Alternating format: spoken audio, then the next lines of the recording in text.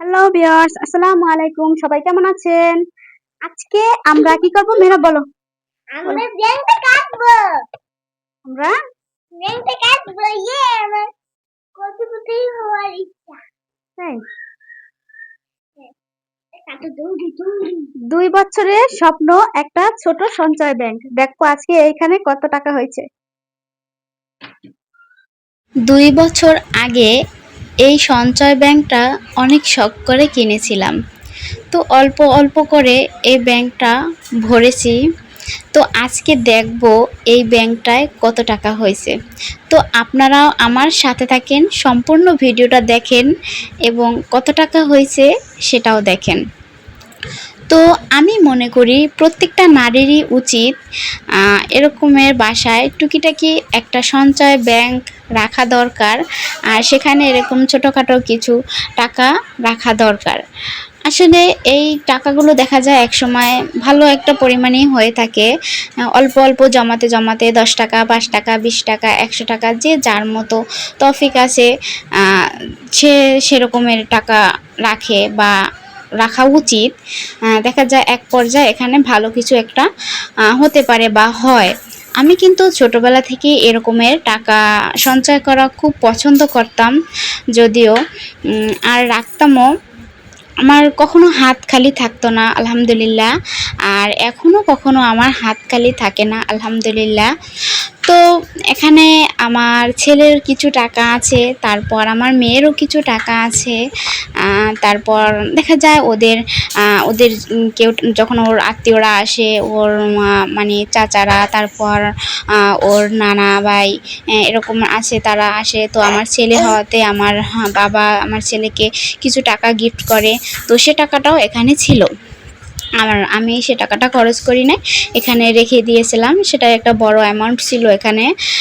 আর এই যে টুকিটাকি যে টাকা দেখছেন, 100 টাকা, ওই যে পয়সাগুলো, তারপর 10 টাকা, 20 টাকা, এই যে সব মানে ছোট ছোট যে টাকাগুলো, এই টাকাগুলা আমি মূলত যখন বাসার যে টুকিটাকি কাঁচা বাজার মানে করতাম বাসার নিচ থেকে, আছে না কাঁচা বাজার যে লাগে প্রতি দৈনিকের যে কাঁচা বাজারটা, ওখান থেকে মানে ওখান থেকে রেখে সেটাই সঞ্চয় করতাম। ধরেন 100 টাকা নিয়ে গেলাম, 80 টাকা 70-80 টাকার বাজার করলাম, বাকি টাকাটা ফিরলো, ওটা এনে এখানে রেখে দিলাম। বা 200 টাকা নিয়ে গেলাম, 150 টাকার বাজার করলাম, বাকি টাকাটা ছিল এখানে রেখে দিলাম। মূলত এরকম করেই কিন্তু এই টাকাগুলো রাখছি। আর ওই যে বড় বড় যে টাকাগুলো, ওগুলো আমি ওর বাবার কাছ থেকে চেয়ে চেয়ে নিয়ে তারপর এখানে রাখতাম। আমার খরচ নিয়েও আমি এখানে রাখতাম। তো এরকম করে আসলে আমি এখানে টাকাটা জমাইছি। যদিও হাজব্যান্ড যদি টাকা না দেয় তাহলে কিন্তু আসলে টাকা জমানো হয় না, বা টাকা কখনো জমানো যায় না। কিন্তু আলহামদুলিল্লাহ টাকা যখনই চাই তখনই পাই, আর তাতে তো জমাতে হয় আর জমানো উচিত, সেটা মনে করে আমি জমাই। তো আমি আপনাদের মাঝে একটা কথা শেয়ার করি। আমি জানি এই ভিডিওটা আমার হাজব্যান্ড কখনোই দেখতে আসবে না, আর সেই জন্যই আমি আপনাদের মাঝে শেয়ার করতেছি। এখানে যে আমি টাকা রাখছি, এটা ছাড়াও আমি আমার এক্সট্রা একটা সঞ্চয় রাখতেছি, যেটা একান্তই আমি আর উপর আল্লাহ মানে ভালো জানে, আর কেউ জানে না।